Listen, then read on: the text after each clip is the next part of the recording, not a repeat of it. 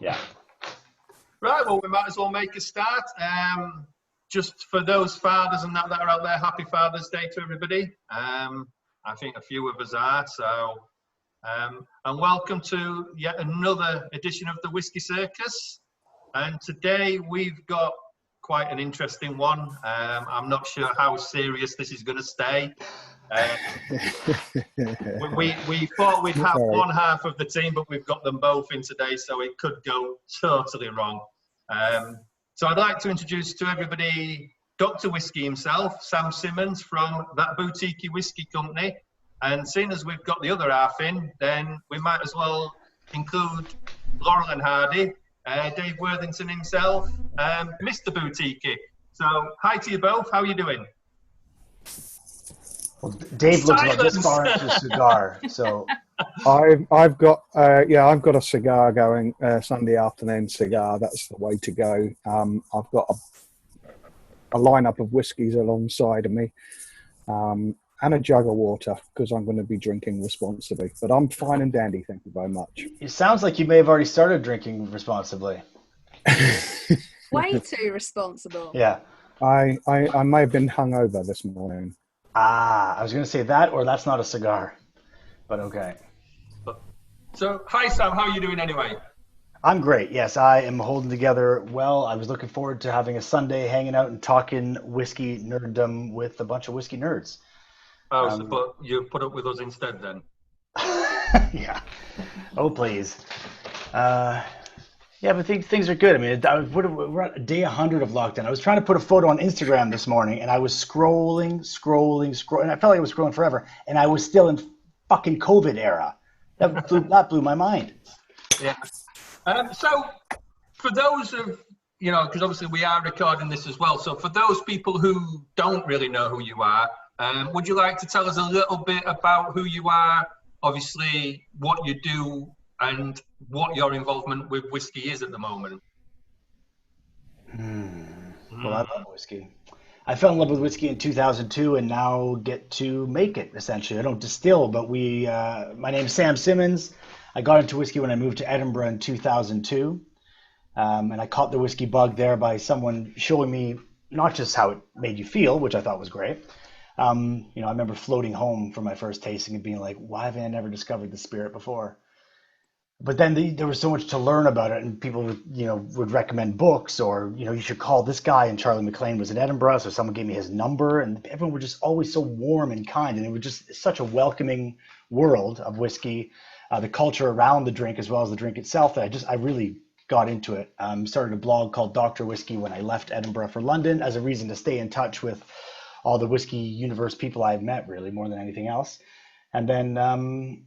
Started working with Sukhinder Singh and the Whiskey Exchange and Scotch Malt Whiskey Society, and I'd worked for Oddmans for years as well, just again as a whiskey sort of in-house nerd who could help people make the right choice.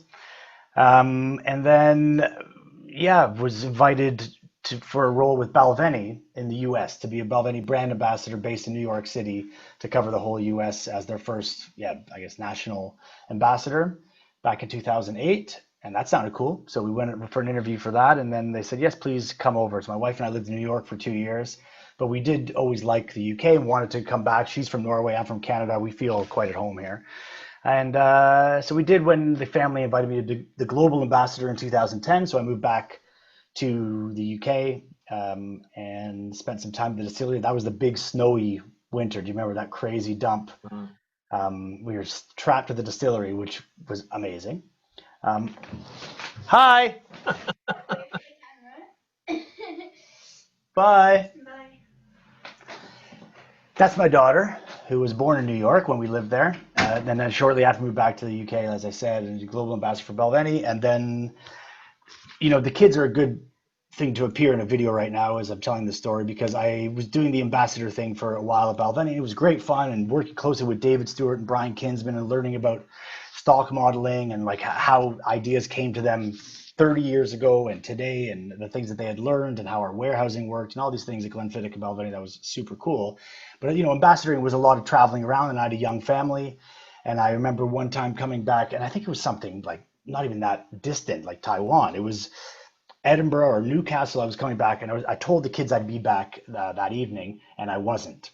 And when I got home, on the kitchen table was a drawing that my middle daughter now, who was the youngest at the time, had made, was my wife and the two daughters, one of those photos of that excluded daddy. And that was like a knife in my heart. It's because I wasn't there. Of course, they were at Kew Gardens, so of course I wouldn't be in the picture, but it still hit me like, what the fuck am I missing? This is not worth it. So I started calling friends and asking around and seeing what else I could do instead of traveling the world. And then Ben and Justin, who are friends of mine at Adam Brands and Master of Malt, they said, yeah, give us a bit of time, but maybe we could do something together soon. And so when that opportunity came up, I was very excited to continue exploring it. And then since then, I've been the head of whiskey at Adam Brands, which sounds pretty cool. I guess, no, it is pretty cool. We aren't distillers. We source our spirits, rums, gins. We do some gin distillation. There's the one I just mentioned. That's the middle one now, but the youngest at the time. Talking about your art, buddy. Oh, good moves. You are good. Oh, got ya. No. Okay. I'm just using my one day. Okay. Bye. Bye. Like their father, they love an audience. Yeah. I mean, that's one thing that kind of struck me, and I see a big change in you from when I sort of first kind of got introduced to you. You was working at the Balvenie, and you were very kind of serious in that role. Whenever I've seen you, and watching a few of the tastings back and things like that, it's a very serious role. Whereas now you seem to be a lot more at ease and as you. That's what comes across now, that you seem to be more, not happier in the role, but a lot more comfortable.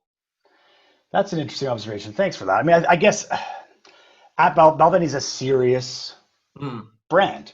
Yeah. But I still would say they let me be me the whole time I was there. Yeah. We had a music element to the brand that was only because they let me do that kind of stuff. We had nerdy things, so we launched this whiskey shelf, or what was it called? Some app anyway that wasn't just about Balvenie, it was about the whole category. No brands of that size would do that kind of stuff. And we were allowed to do that because I believed in pushing the whole category, was rising tide type of effect. So that, and then, I remember, you're right, some of those videos, I always got one stupid joke in with those David Stewart videos that are still on YouTube. I always got one stupid, and is it down in one, David? Or, how much were you drinking when you developed this? Or I remember we did a tasting for this very expensive series, the DCS Compendium. Yeah, I've watched that, yeah. So at the end, I invite David to a hot tub by walking downstairs, doing that trick. I mean, What an idiot. I'm still a goof, and they let me be a goof. But you're probably right. I'm more in my element amongst really engaged geeks, which this company is, and this company attracts. A company like Boutique-y certainly creates a community of those folks, that's my people. Yeah. And yeah, I mean, to be given the license to be creative and do stupid shit like World Whiskey Blend or Burnt Ends, from a liquid perspective, I would never have been able to do at Balvenie. Everything always, especially with the liquid, had to be serious. So that one thing the guys at the distillery always say is like, we take our whiskey very seriously, but we don't take ourselves very seriously. And that was the culture of the team at Balvenie. And I think it's been a nice thing being here, is we do take the whiskey seriously, but we're allowed to play with it like a bit more creatively at Adam and at Boutique-y than I ever could have done at Balvenie. Yeah, I mean, like I say, I do remember watching one of the tastings, and I think you'd gone on to a sherry butt, and you were sort of stood there with the glass, and David was just about to start talking. You said, "So are we drinking now?" And it was like, "No, just wait a minute." And you could see it in your eyes, and it was like, "No, I just want to drink the whiskey." But I mean, what intrigues me, and it's kind of apt with what you've just sort of mentioned with Alwyn being at the house, and we've got Dave in and myself as bloggers, kind of moving into the whiskey industry, and then you have other companies where it's like, no, you've got to be fresh out of university or big are we all going for the whiskey blends? Go on then. I can see that's nice. Oh, mine's back there. All right, I'll have one. At least he's got pants on.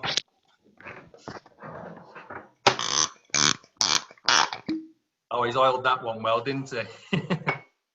I mean, I will admit I'm not actually on the World Blend drinking. I'm actually on one of your others, so I'm on the Auchentoshan. Auchentoshan, nice. Yeah, the 20. Aerolite. All right. But yeah, I mean, so that leads me into it that to me, it does seem to benefit a lot of brands if you've got somebody that's actually a fan of whiskey rather than it just being a job to them. Yes, that's probably true. I mean, we probably have all, without naming names, we've seen. Let's just talk about ambassadors. There are a lot of different ambassadors that work in the whiskey industry now. Certainly more than when I started. In 2008, most of the ambassadors were makers. So they were the Richard Patterson or John Glazer. Those were all, they did the ambassador work. They were out in the field. Even with Four Roses, Jim, many examples. They were mostly producers who were out doing some time as sort of ambassadors, and then a wave of people were hired, like myself, nerds, and then bartenders, and then actors. And I've met a lot of those folks, and bless them, their intentions are good, but they're not whiskey people. So I love this. What's happened with Zoom tastings, online tastings. I've already witnessed it. It's keeping some people very honest. Because if you're not a whiskey person and you are hosting a tasting and you say Glenmorangie is the best whiskey in the world, no one's there to fight you if you had a whiskey live or whatever. But in this forum, there are other ambassadors, there are other producers there. You would never make a claim like that. It's just not. That's not cricket. It's not competition. They're all different, And so, yeah, I agree with you. I think there's a real advantage having people who get whiskey as close to the production as possible. Yeah, and I think like that you say. I think the fact that people who are coming from the background of liking whiskey are coming into that role, and it's not pretentious anymore. We're not telling you how to drink it or how to do things. We all know that it's an opinion-based world in the whiskey. It's all about opinions, and not everybody will have the same opinions as us. And I know from talking to you before that we've all got our own opinions, and that's the way it should be. Thank God for it. Otherwise, there would be the John Mark and Robbo whiskeys, where it'd be a rich, spicy one, a smooth, sweeter one, and a smoky, peaty one. This was a company that made blended malt sort of ahead of their time in like 2005. They were part of Edrington. There was Dave Robertson, who was a blender at Macallan for a while. Anyway, that's what we would have. We wouldn't have, never mind all the distilleries in Scotland, but all the distilleries around the world, because we would all just like the same thing. We'd drink Jameson, Johnny Walker, and Jack, and that'd be the end of it. So, amen. Thank you. You're right. And I mean, that brings us quite nicely into kind of your sidekick, talking about bloggers who have made it into the whiskey world as ambassadors. And I mean, there's kind of none better than Dave, world icon of whiskey ambassador. He started with his, remind us, what was that blog called, Dave? It was only a little one, wasn't it? Yeah, it was a long time ago. Whiskey Discovery. That's the one. I wish I could still do it, but there's very little time, I must admit. I mean, I gave up the liquid log when I really got into boutique, so that I don't keep a record of how many drams I've tasted in a year now. It was always something that I was always pushing and trying to find the next one. Yeah, I am. If you look back at my history, I think just about everything I do, I just throw myself into it 100%. Everything with the kids. I didn't need to be a rugby referee and a coach, but my lad wanted to play rugby, so why not spend that time with him? And when I found whiskey, I couldn't do rugby anymore. I needed a new outlet, and so whiskey bit me one day, and there was no going back. Once that had bit me, I was infected with that whiskey bug, and there's no cure as far as I can see. I mean, I'm constantly looking for something new, and yeah, it's just. I tell you what, I pinch myself every morning that I was given the opportunity to do what I do. I seriously do pinch myself every morning, and there's no way that you could entice me back to engineering or even boat building, which I loved. Boat building was just a great deal of fun. Building boats in the middle of in the Far East or anywhere was just a great deal of fun. But what I do now, or certainly last year, what I'm doing now, being stuck at home since the 13th of March, is not much fun, I must admit. But I have the itchiest feet ever. So different hotels every night really are my cup of tea. Yeah, I mean that's one thing especially with the boutique brands, because to me, it is very different to most independent bottlers that are set up there. You've kind of gone what I call very left field. You've gone with the funky labels. You've gone with the smaller bottles. You've gone with a lot of things that are very different approach to other independent bottlers. And I like the fact with you, Dave, I mean, your role is very different to, I think, a lot of other ambassadors, where it is not a sales job. It is there to promote the whiskey. It's there to talk about the whiskey. It's there to drink about the whiskey. I mean, we know you don't do much work anyway. So, but, you know, I mean, to me, you kind of have got the perfect ideal whiskey job. And and Sam's kind of the opposite. He's got the perfect whiskey job where he's blending it and putting it together. And you know, it's kind of two perfect jobs. Well, Sam's blog was one of the inspirations for my blog, to be honest. Yeah. When I first found whiskey, Dr. Whiskey's blog was one of the ones that I started reading, along with a few others. There wasn't a great deal out there when I started, I must admit. And I liked the way Dr. Whiskey had done his. Was there a number? No, there was a sort of a numbering system. You had on the yours, liquid log. Yeah, yours was liquid log. Mine was malt mission. Malt mission. Yeah, I had the liquid log. Yeah. I got to 400, I think. Yeah. Oh, well, okay. Yeah. I mean, that's what kind of, you know, I mean, today we've kind of mentioned three of the blogs that got me started as well. So we've obviously got yours, Whiskey Discovery. We've got Dr. Whiskey's and Alwyn's as Miss Whiskey, I think it was back then, you know, and three people that you kind of look at and see how far they've then progressed into the industry. And it kind of, I know a lot of people think that the blogging side is purely just to get samples and things like that. But, you know, if you're really into it and you want to do it properly, it's a lot of work.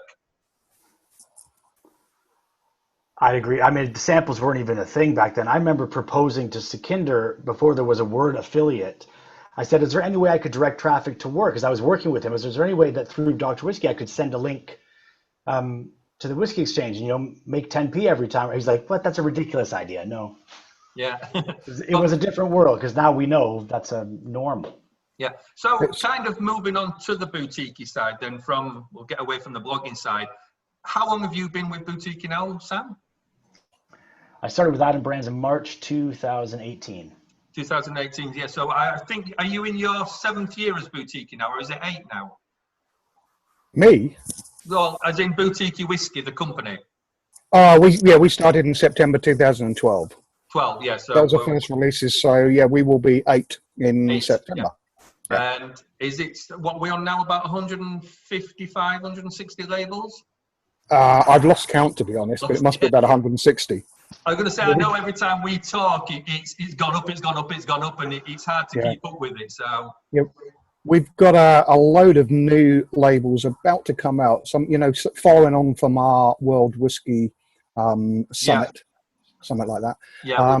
We and the World Whiskey Blend, and talking about all these new distilleries. We've got a whole bunch of new World Whiskies about to launch. I'm just waiting for some samples to come through, which are really interesting. So that will put, we've got a French whiskey. We've got, what else have we got? A French whiskey. We've got a couple of American whiskies, haven't we? We've got rye, single malt from the States. It's some really interesting stuff coming through. So that will I reckon that will push us over 170 labels. But I've got to go back and do the sums. What do you have coming up? We've got some Armoric coming up from France. Okay. Armoric. We've got some Copper Sea, which I'm thrilled about. That's the one you've always spoke about, isn't it, Dave? I fell in love with that little place. Yeah, I absolutely fell in love with that little place. The people were there were so passionate, and just drink it off the still. Go and have a go. Lay down under the still and try it. And they got everything out for us. It was freezing cold, and it's one of the it's a grain to glass whiskey. You know, they grow the grains all around them. They malt their floor maltings. It's a real Heath Robinson stuff that they could put in their own backyard, sort of thing. You could build one in your garage, sort of thing. It's just a really cool place. We've got some Copperworks single malt as well, haven't we? Yeah, from the west coast of the U.S., Copperworks. A lot of these that we're coming up with now are ones that we bought partly for World Whiskey Blend. So distilleries that I love the flavor of or really like the people, or both, ideally, because we have to work with them, and those guys on the west coast, it's almost Canada. West coast, northwest of the U.S. is almost Canada. The cool guys, but also Taiwanese, like Nantao. Every bottle of Omar. That sounds wrong. Is that the brand name they use? That's the brand name they Yeah, use. yeah. Yeah, Thank you. Nantao is the distillery. Omar is the brand Yeah, that sorry. they use. Yeah. So we always love that whiskey. I've tried the bourbon cast, the sherry one, but the flavor is super banana-y and almondy and just lovely. And so we have a bunch of that. So at Nantao, you said Almeric, didn't you, Dave? What else we got? Armoric from France. Yeah, that was one that I was trying Cool to get a hold of. Penderens, I guess, as well. We've got a Penderyn as well. Yeah, we've got some Welsh whiskey. And what's the other German one? Elsburn? Glenells? Glenells. They're not allowed to call it Glenells, are they? No, so Ellsburn, that's right. Yeah. And then old favorites of boutique here like Millstone. So I think Millstone's one of the greatest distilleries in the world, one of the loveliest families. And I would say one of the best rye whiskeys in the world as well. My American friends don't like it when I say that. Even my Canadian friends don't like it, but it's true. So suck it up. It is. Yeah, he was a great guest as well, wasn't he, on the panel? Yeah. And to chat with him chat with Patrick over tea one afternoon was just so much fun. Yeah, could have gone on for hours just geeking out. So obviously we'll let you do a little plug there. So what's this tea thing you do, Dave? Now we've more or less stopped doing it. We do it twice a week. We were doing it every day, and it was such a disruption into our lives. And trying to come up with a game while we're trying to do real work, it was bloody tiring, wasn't it? It was really tiring, and to find a new hat, and we're just doing it. Oh, Dave, God, listen to your middle class woes. God, it's so hard, buddy. Like you're in the mines. Oh, I had to wear a different hat every day and talk about whiskey for an hour in the middle of the afternoon. Yeah, it wasn't difficult. It was just a distraction that you said it, yeah, sometimes didn't need, and especially when we started and I was doing the bloody breakfast as well. What's this? One of the big questions really with that one was, Sam, was that actually whiskey in the teapot or was it tea? It depends the day. Yeah. Yeah, but more often than not, it was tea. Yeah. But there were a few occasions where it was particularly dark whiskey with a bit of hot water. Yeah. So, Fridays is whiskey. Fridays is whiskey. Actually, Dave, I've never told you this, but one day I faked it. I had this much apple juice. I put this much apple juice in my I put this much apple juice in my highball glass. And then added it because I didn't feel like I want to get it out now in front of a room of supportive people. So sort of going on to the role that you play within Boutique-y then, Sam, could you sort of explain a little bit more? You've said that you're kind of head of whiskey creation. So what does that involve?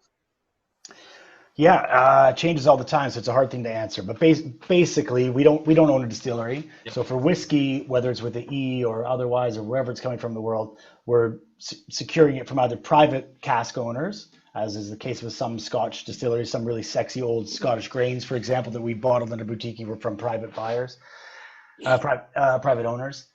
From brokers, so there's a whole, everyone in this room knows this, but there's a whole ecosystem around the distilleries that's long established of brokers who have casks and contracts with distilleries to have different casks to trade amongst themselves and move around as they see fit, or from the distilleries or the parent companies of the distilleries themselves. So we source in that way. And then in the reverse order, you sort of get whatever you want to whatever you get is what you get.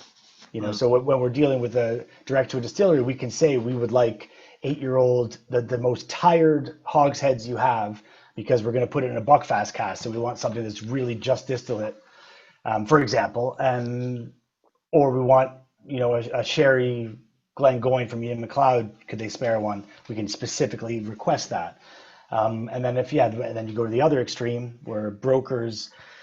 Sometimes you get what you want to request. You can ask, hey, in the next 6 months, if you see any of the following X or Y, could you let us know? If we're getting something from a individual, then of course It's just whatever they have. You decide if you like it or not. The pursuit the whole time is to find the tastiest whiskeys possible. But sometimes, as you guys know, what's out on the market is blending stock or blending inventory, which is fine and has plenty of purposes. But that's why we need to think creatively. What else can we do with that? And I love that puzzle, actually. I think that's not to diminish independent bottlers or indeed boutique, but I think it's easy to find an awesome cask and put a label on it and sell it out, because if it's an awesome single cask, it'll speak for itself. You don't have to invest anything more than buying the cask and putting it in glass, But to do something again, that's the real challenge. To do something twice is really difficult. Yep. And so that's something I've done for the first time really with Boutique-y, with World Whiskey Blend. But I think Boutique-y could do even more of that. In a uniquely boutique-y way, find a way to do something a bit different that can be repeated out of this blending stock to make things more than the sum of their parts, as John Glazer always said at tastings when I used to go to his tastings back in the early 2000s. So it's navigating all those different ways that whiskey's coming in and finding a purpose for all of them that is hopefully within a certain amount of time will turn over and bring money back into the business. Now, the biggest challenge with that, I'm going to keep answering and keep talking, sorry, but as you guys can imagine, the big challenge with that is you obviously want to hold on. The best stuff you can get for the cheapest is stuff that you maybe want to leave for 5 years and 10 years. Yeah. And as Dave said, we're still a young company. We don't really take that sort of risk, unfortunately. I mean, waiting 8 years or playing the long game like Ian McLeod so geniusly did with Rosebank by just stocking up as much as they could and then trading it back for the distillery name. That's whiskey. Playing the long 40-year game. That's how you win at whiskey. And so we're trying to do more of that, but we need to do little small tests to make sure that we can scale up and afford to do the bonkers shit. Yeah. So that's it really. And I want to say also, I don't do any of it alone. So Toby Cutler's the head cask buyer, and he has a team. He had a team. My buddy John Wingo helped for a while. He's no longer with the company. And Felix also helps with getting the global whiskey. So they decide what might be cool or interesting, and then we together really, and Dave's part of that now too, is saying what the hell can we do with this? Yeah, I mean, so in essence, then the casks will kind of come to you. Is it your role to then decide, sort of long term? This is going to be perfect for one of the blends, or this will be perfect for the single cask, or is that kind of already put to you? No, those are the decisions we make. So if I can give an example outside of Boutique-y, it's darkness. So when I came to the company, there was, hold on one second. It's gone. There was yeah, darkness. And I had bought several of these over the years and was always kind of annoyed that when I would go back to the shop to get another, it would be gone. Because, the nature of darkness was what was this one? A linkwood put into smaller sherry octaves, and there'd be one sherry octave, obviously. And then that's 64 liters. So it would yield between 90 and 100 bottles. So if I liked it, I'd get two. And then, what was that, Dave? Sorry? Always about 100 bottles was a maximum. Yeah. Okay. Yeah. Yeah. So then there you go. So 100. So I'd buy two. I'd go back to Berry Brothers or wherever I bought it, or on Master Malt itself, and there'd be none left. And I thought that was fucking annoying. So one of the first things I wanted to do when I got there, got to Adam Brands, is make a darkness, because the concept's great. Take a good full flavored whiskey and shock it with sherry influence and European oak in particular, to give it that high strength and big sherry kick for when that mood strikes. So we needed to find a particular liquid. So that's why came up with darkness. So we went around trying to find where we could get 8-year-old whiskey from a few particular distilleries I was looking for. So we had to speak to Diageo mostly, and then Inverhouse as well, because they have Wormtub Distillery. Inverhouse has Wormtub Distilleries. Diageo has Wormtub Distilleries. And I think Wormtub, big meaty style whiskeys stand up to sherry best. So I wanted that to be the spirit. So anyway, we had to go intentionally find it and put it to that purpose. Okay. Now the other extreme then is like you were saying about Boutique-y, we might find 5 casks of Abelauer, 1 sherry butt, 1 bourbon first fill, and 3 hoggies. Now we could buy just the sherry butt, because that's probably what would sell the easiest. We could buy just the bourbon one, because that would be delicious and interesting. But if we buy all of them, we can do a million different things with it. We can do a Boutique-y, we can do special one for a certain market. We could use it as a blending ingredient for our green isle or whatever, you know. So I prefer to think like that. Like, let's get a parcel. Let's use it like full color palettes, and then start fucking around from there. Yeah. And I mean, I think from what you've just said is one thing where a lot of people get hung up and confused with the boutique range. They are not necessarily single casks. They are small batch, and you know that's the difference. That it's sometimes it's a creation rather than an individuality. That's true, and it's also, you can't get more boutique than being able to try a cask that only had 20 liters left in it. So an example of that, we have some times where there's a few casks being offered to us, and one of them's leaky, and we know it's leaky. So we can say to the people, we will give you bottom dollar for that. We'll take that, and because, you know, what you guys may know this, when whiskey matures, in my opinion anyway, in a cask, and naturally either it disappears quickly because of leakage is one thing, but when the ABV drops below 50% over time, those to me are the most interesting whiskeys. That's when the really crazy bonkers flavors start developing. So if you can get a 50-year-old Carsbridge that is 33% and there's only 22 liters left, but I can also get a 30-year-old Carsbridge that has 56% ABV, I'm going to bring those together and make sure to get a bit of that potpourri and fucking psychedelic flavor inside the younger one. Yeah, and I mean that's one thing, you know, when we start talking about blends, and sort of Dave knows, I don't know if you had anything to do with this one.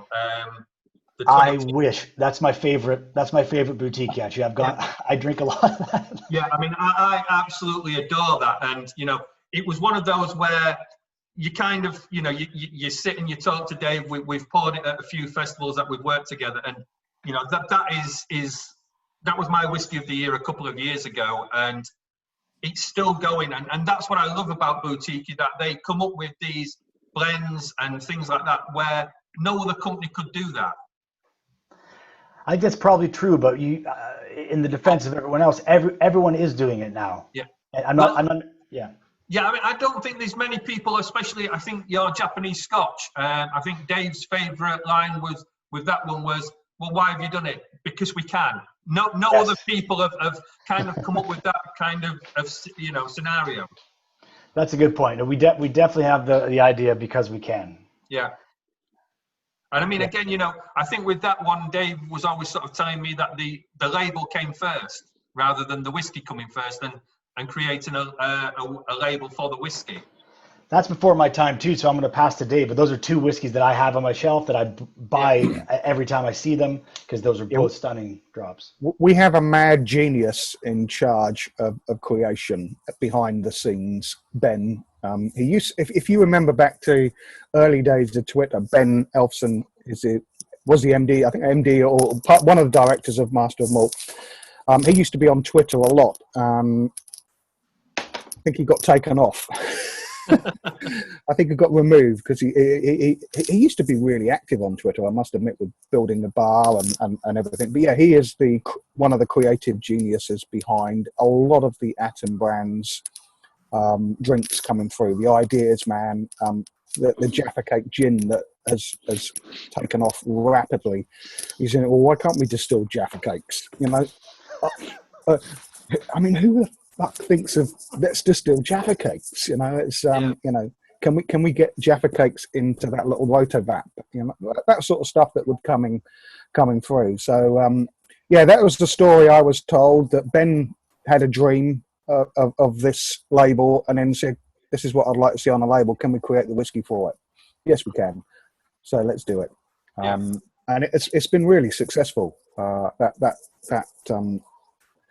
Japanese Scottish, or he just called it whiskey. I think blended whiskey. I think we didn't say anything about it at all. But the irony is we could have called that Japanese whiskey. So it also points to a bigger issue, which is what makes that label, I think, so cool as well, is that almost every Japanese blended whiskey is a Japanese blended Scotch. Yeah.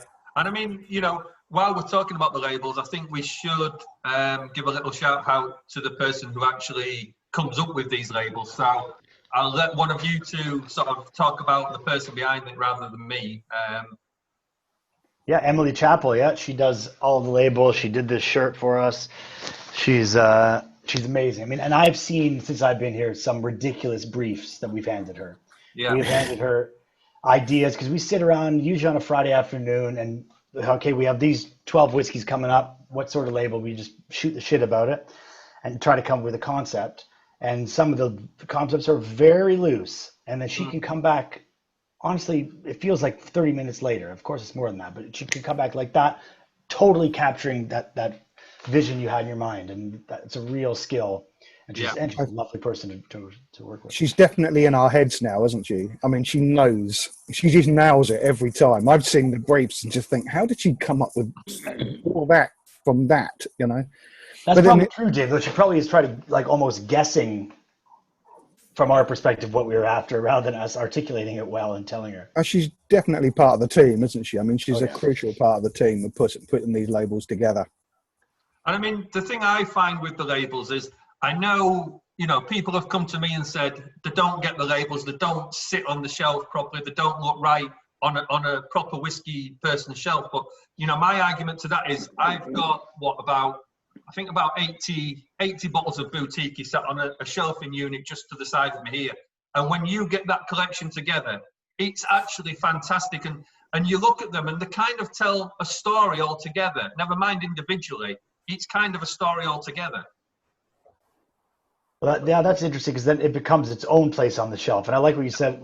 How did you describe that? As a normal whiskey person? Is that what you said? Yeah. It has no place. I mean, I just look at a few of the people here, and everyone's got beautiful displays of whiskey behind them, but they're diverse as hell. Yeah. All of them. Whiskey is a diverse place. You look at it compared to some other spirits categories. And actually, we don't give whiskey enough credit. I was recently in Finland, not that recently, I guess. Fucking hell, I haven't traveled anywhere for a while. But relatively recently, the last time I could fly maybe was in Finland, and we were looking because it's a control, it's a monopoly there, so it's state-run monopoly, so you need to get a listing. So I was going to various shops just to try and see, you know, where the holes were, what the prices were, what kind of liquid might go well in that market, smoky whiskey, sherry whiskey, whatever it was.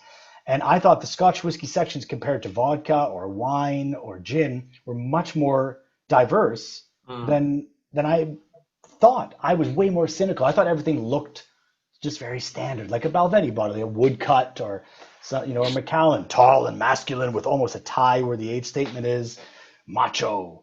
But actually it's not. There's all sorts of different shapes and sizes, as you can see, again, behind most of the viewers here. I think, Sam, what you actually said about, you know, about your time at Balvenie, where it's like, you know, you take the whiskey incredibly seriously, but you don't take yourselves seriously. And I think that's, you know, that's kind of one of the things that you still see that sort of attitude and that ethos with Boutique-y. You know, the fact that they've decided to present it in the way that they do with the character and the personality behind that branding and the character and the personality of the people that they employ and that, you know, actually work there. Really just is like just so refreshing. That's nice. It's true. Look, a guy like Dave. Who else would employ you? Yeah, exactly. Back to the shipyards with you. Yeah. But no, I mean, you know, and this is the thing that the whole company is very approachable. You know, you've taken people that love whiskey and you've put them at the front of the company. And that's fantastic. You know, it's not a sales pitch as such. It's just people that are passionate about whiskey. That's very nice. Thanks, Ed. Thank you. Yeah. Well, isn't that the same spirit that got us all here to begin with? Whether we're whiskey makers or just consumers, the whole thing of it is the fun and the sharing. If we really were, there are whiskey drinkers, I suppose, who buy 26,000-pound bottles and drink them alone at home. But that breaks my heart, actually. I think that's really sad. Whiskey is a communal elixir. Any old picture or woodcut you see, it's always a group of people. There's poems and songs all tied to the process of not just making it, but of the enjoyment of it. And not just in Scotland, all over the world. And that's where the magic is of whiskey. I mean, that's it. At the end of the day, it's a liquid. Liquid is meant to be drunk. You know, it's there for a reason. It's, you know, these people that sit bottles of whiskey on a shelf and never touch it, you know, what's it all about? I'm looking at bottles of whiskey behind you, Solon. That's just a backdrop. Yeah, it's not real. Don't worry about that. Zoom background. That it's not real. Yeah, no. Just, you know, we're not talking about that at the moment. No, that's my retirement fund. Everybody needs a hobby. I go mad. Yeah, but also sort of just I think on that, collecting is a question we get all the time, and you guys discuss here as well. But you don't. I assume you have no bottle there that you wouldn't be happy drinking. Yeah. You didn't invest in a whiskey. Oh, okay. None of this is bought to sell on. It is all bought to be drunk. Some of the bottles are probably will get sold on because they're not for me. So when I started my collection, I've got like a 2-part collection. So I've got all the bottles that were distilled in the years my 2 daughters were born. So 1994, 1995. Anything with that age state, with that vintage on, will go to them. That is not for me, so I will never open them bottles. All the others, the Auchentoshan's and things like that, one day, every single bottle, if I can, will be either opened or they'll be given to my daughters for them to do what they want with. If they decide to sell them, that's up to them. But there is no intention for me to sell any of this whiskey. Apart from the Port Ellen. If anybody wants to buy it, just give us a shout at the end. I'm kidding. No, to me, you know, even though I've got all this, the OCD is a compulsive disorder that I've got where I want to buy whiskey. Buying whiskey makes me happy. I buy more than I can drink. That's the problem. And especially now with lockdown, you know, I think I've bought far too much since lockdown, and that's one of the downsides to lockdown, that we're all buying more whiskey. I think this group has probably bought more whiskey over the last couple of months than I've ever seen bought. What do you mean downside, Soren? Yeah. Well, the downside is that I'm buying all this whiskey and there's nobody to share it with. As a group, we're single-handedly like propping the industry up through lockdown. We can't make much more. Completely. We've just been buying it all. Yeah, that's it. I mean, you know, I think Somebody's got to do it. Exactly. It's hard work, isn't it? You know what I mean? Yeah. Someone's got to do it. Interesting now that when I log on to Master of Malt, they just say hello, Soren. You know, and it doesn't take me to the thing. It just takes me straight to checkout. Yeah. It just says Your usual order, sir. Yeah, we'll choose what you're getting this week. Is it the 2 or 3 pallets this week, sir? Yeah, exactly. But I mean, you know, going back to Boutique-y, one of the interesting things to me is I know we've spoke about it, and Dave's religiously popped up a bottle of the World Whiskey Blend every single session he's managed to come on. So, do you want to give us a little bit of insight into that exactly, into the World Whiskey Blend, Sam? Because obviously you created it, I'm assuming. So. Yeah, it's been getting a bit of flack recently, which I love that some of your community and some of even beyond this group in particular, but have come to defend it, saying exactly what you just said. It's just a drink, calm down. Because it is provocative. I think the idea stirs people, rubs people wrong. A lot of people who buy Boutique-y, they want cask strength, single cask whiskey, non-chill filtered, blah, blah, blah, which is great. And yes, there's a time and place for that. But in the world of whiskey, that is probably 0.0001% of the market in terms of value, never mind volume. So, I mean, it's tiny and it's cool. That's what's niche about it. That's what's exciting about it. And that's part of the whiskey world that I love too. But I think there's a whole world of people who just enjoy drinking whiskey. And wouldn't they benefit from a drink that uses some of the best ingredients in the world, so from craft distilleries and independents and small distilleries from around the world, in a way that isn't intimidating, or they're not going to feel stupid for pronouncing it wrong or drinking it wrong? Because that's what we do. Whiskey nerds shame other people a lot of the time. It's Bruichladdich, it's not Ardbeg. Okay, if you come to Dave Stan and he pronounces a name wrong, he's not going to ridicule you for it. He might educate you politely, but it's an inclusive drink. It's supposed to be. So anyway, World Whiskey Blend came out of the idea of Boutique-y's already a bit esoteric and a bit out there, and I think there's a lot of people who don't like whiskey who would love Boutique-y. I have a firm belief that people who don't know anything about whiskey would think Boutique-y's cool because it doesn't look like every other bottle on your shelf. Because it has that illustrated element, because it has inside jokes and a whole other world to get into that isn't about making you feel stupid. It's about including you in something bigger than your initial immediate experience. So, and then just from a liquid perspective, I grew up in Canada. I think the great blenders of Scotland benefited from having a lot of corn whiskey in abundance when they were really in the boom period of the 60s and 70s. And to make a good Scottish blend today, you really don't have a lot of choice for corn whiskey. And I think corn is the most flattering grain spirit to put behind very strong flavored malts or ryes.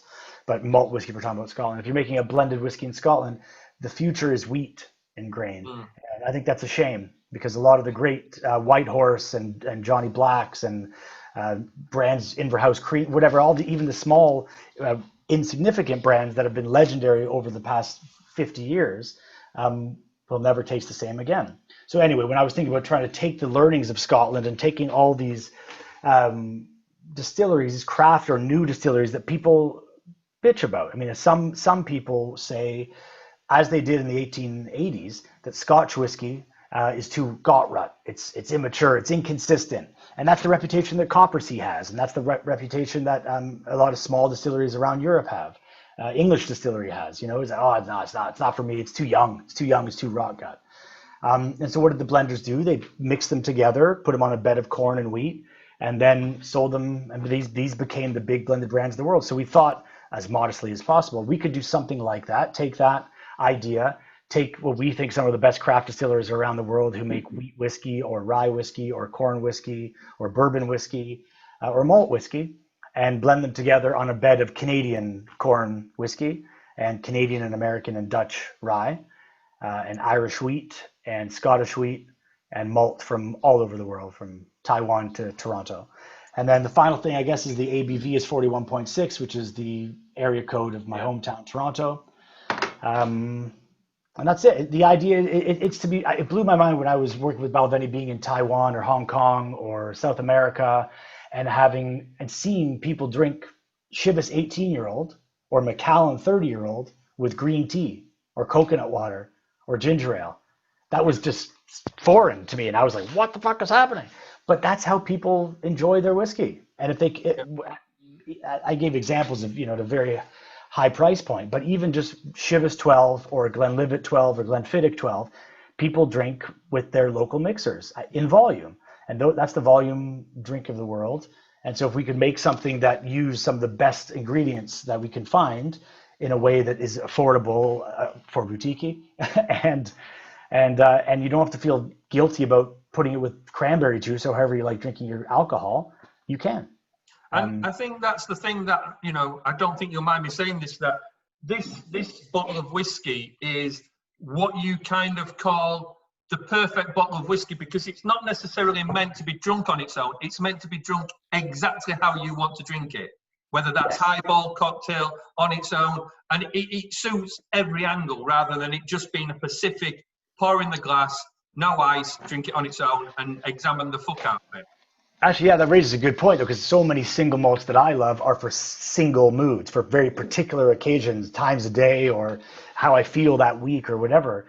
Where this is different. Yeah, this is supposed to be all-rounder. The thing I would say about drinking it neat is it's not for drinking neat. If you like drinking your whiskey neat, if you're someone who likes drinking a younger, because of course this is 3 to 8 years old whiskey, but 3-year-old whiskey, people who drink that Jameson or people who enjoy cheaper Scotch whiskey blends, they're drinking in volume. They're going to have no problem drinking that neat. But if you're a connoisseur who sticks your nose in a fucking Glencairn glass, that's going to hit you hard. Yeah. And that's because there's young Millstone in it, Langleton, Amherst, there's young spirit in it. But when you put it, and it's intentionally blended, the Coke was the hardest thing to make it blend with, it's specifically blended to be able to go with all the different serves as well. So I personally don't drink it straight, and if or when I do, I add a drop of Lagavulin 16 or Talisker, or I add a drop of something very heavily sherried, because it just dances across. Like, again, good grain whiskey is the best sort of lighting you can imagine for a Zoom call. Everyone looks like a fucking babe. And as long as the lighting's right, it's like white in oil painting is the other metaphor, but I'll stick with this one because I've come this far. But different lighting, natural light from the window out here, or my computer screen from here, or one of those, selfie lights from here. There's different types of light that are going to flatter different elements. And I think the different whiskeys, different grain whiskeys do exactly that. They illuminate different elements of richly flavored malt or rye or wheat whiskeys. Yeah. And I mean, that's it, again, this is the perfect whiskey to say to people, get off your high horse. It's a drink. Drink it. Don't get hung up over spending. I mean, I'm guilty of it. Spending hours over one dram, analysing the shit out of it.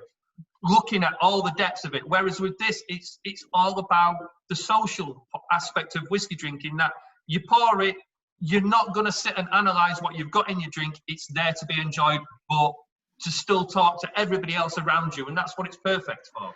Yeah, thank you. And that is what it's for. And I think we do need a slap in the face as nerds and as the most enthusiastic whiskey people to just be reminded of that sometimes. Yeah. And Dave, I know we've shared stories like this with each other before, but if I pull out a Lecheg 21-year-old single cask with friends over, I'm probably the only, maybe my wife, but we're the only ones who are going to have it.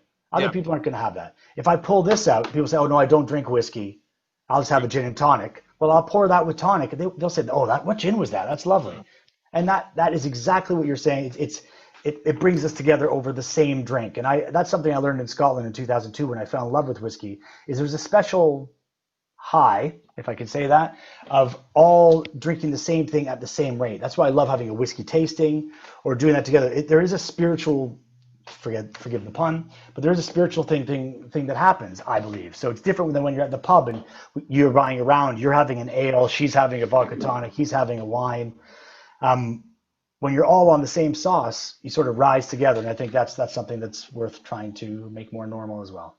Yeah, no, I agree with that. And, like we say, again, it comes back to a pride in what you're doing. And this, like we say, it's something you can have a pride in because it's going to hit a massive market rather than a straightforward blinkered, only Scotch drinkers, I don't drink blend, I don't drink this, I don't drink that, I won't add ice, I won't add water. This kind of sticks the middle finger up and just says, drink me how you want. I hope so. You say high volume, I don't think it's going to be. I wish it is, but it's still a pretty niche thing. Yeah, but I mean, and the nice thing is obviously it's a permanent addition. Yes.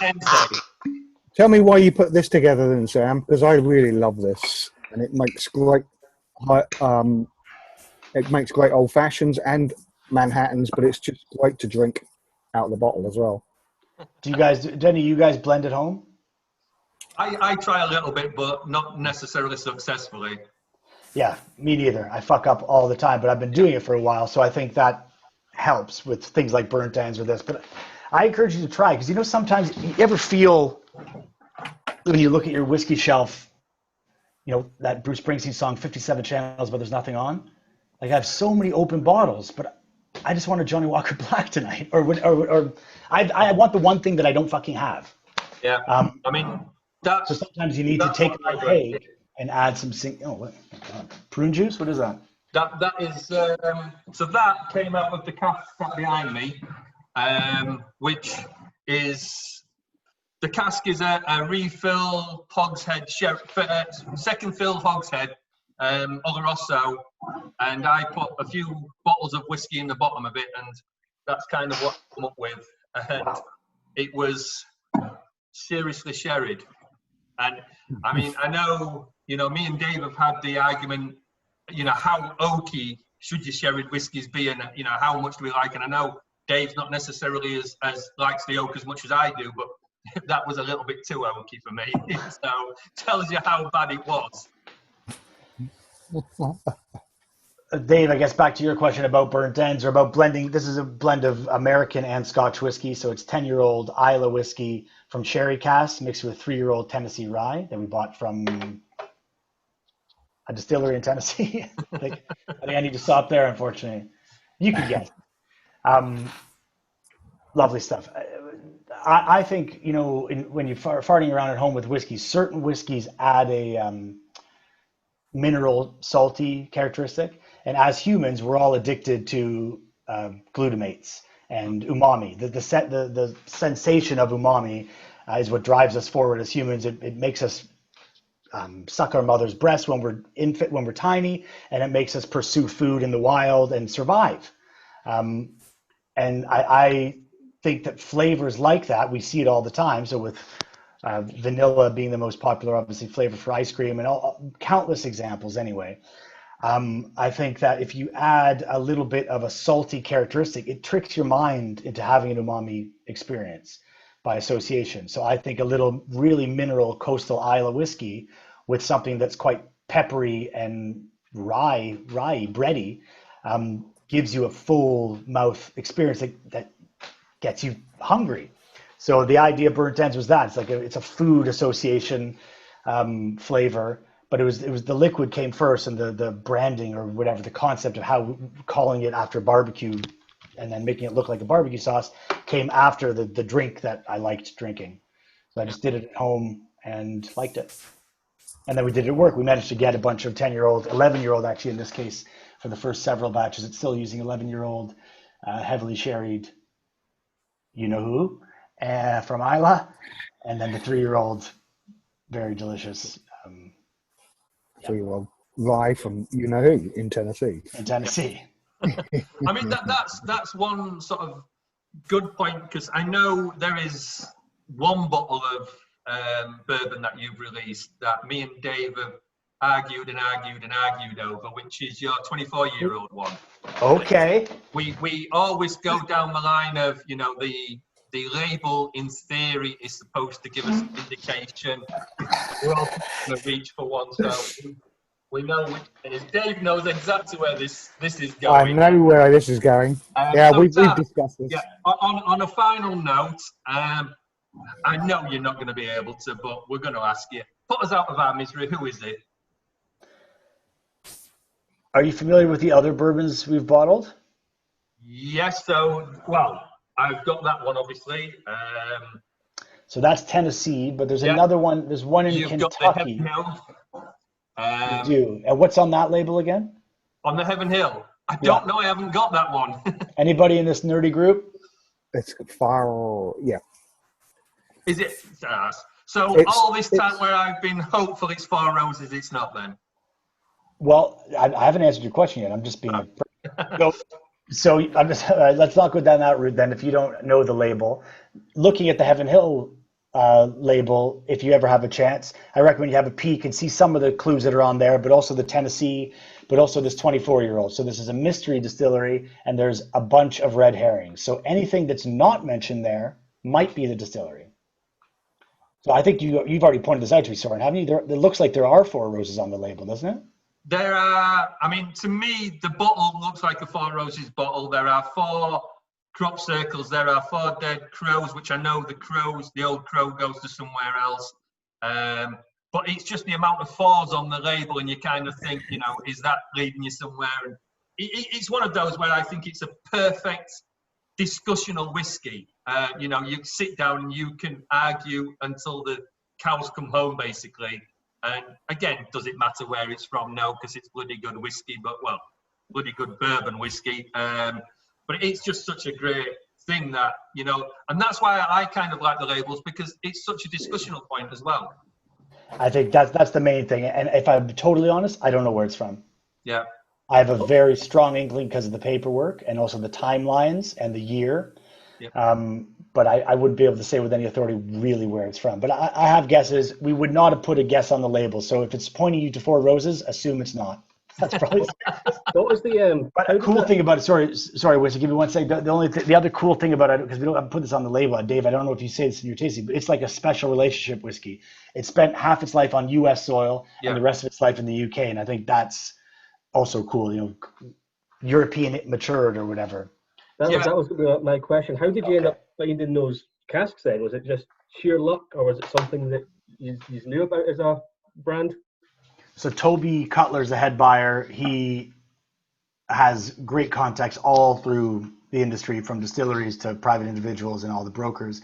And it was through a broker of his who inventory that they'd been sitting on, I think, for a while. And as you can see, I think how many bottles are on that label? Does it say like 1,000, 2,000 maybe? 8,376. It's a massive one. I mean, it's your biggest release, obviously, and ever. And you know, when you look at 24-year-old bourbon, 8,000 bottles, it's a massive upfront payment as well. You know, it's an investment that's serious. Yeah, fuck, I wish we hadn't bottled that all. Yeah. I think we went for it because it was a scary Christmas 2 Christmases ago. Damn it. Well, yeah, anyway, so we bought the whole parcel. Yeah. That was there, Winston. So, yeah, we wanted it all because it was something special. And if it was where we thought it was from, then it's very historic as well. Mm. Well, I think any bourbon, once you get up to 24-year-old, you know, I mean, what made me laugh was we was talking, I was pouring this at one of the festivals for you, and somebody came up to me and they said, you know, £200 for a bourbon. And, I just turned around and said, well, you go buy a pappy at 24-year-old. You know, you're talking 4 figures for that. And then you're going to complain at £200 for a bottle of 24-year-old bourbon. You know, get realistic. That was my, you know. And the guy tasted it. He went straight over and bought the bottle. That's how good it was. Nice. Yeah, I mean, we start comparing it like that. I think there is still the bias that, you know, bourbon or anything that's not Scotch is a poor second cousin to single malt Scotch whiskey. And I think slowly but surely that's being eroded. Yeah, but I mean, even if you look at a Scotch, you know, there are plenty of, if you start looking at 21 to 24 to 25-year-old Scotches, there are plenty of Scotches that are up at that price anyway. So, you know, it's not a ridiculous thing to be looking at. So, and it's even better when you put it on Master of Malt at half price. Yeah, what would a pre-fire Lefroy cost? Exactly, but what we'll do now. I think our 20-year-old Lefroy was about £300. I think our 20-year-old Lefroy was. Yeah. What I'm going to do now, I'm going to end the recording now. Sam Sarge. We've been recording. Yeah. Sorry, did I not make that clear at the beginning? But, you know, thank you very much for your time. Please stay around for another 5-10 minutes. I know you've got to get off for the family reasons. So thank you very much for your time, and for Dave as well for butting in again with his World Blend. Thank you so much, Sam, and thank you, Dave, as well. Great to see you. I've got some Green Ale next, you know. And Green Ale, another plug. Thank you, guys. But yeah, thank you very much, Sam.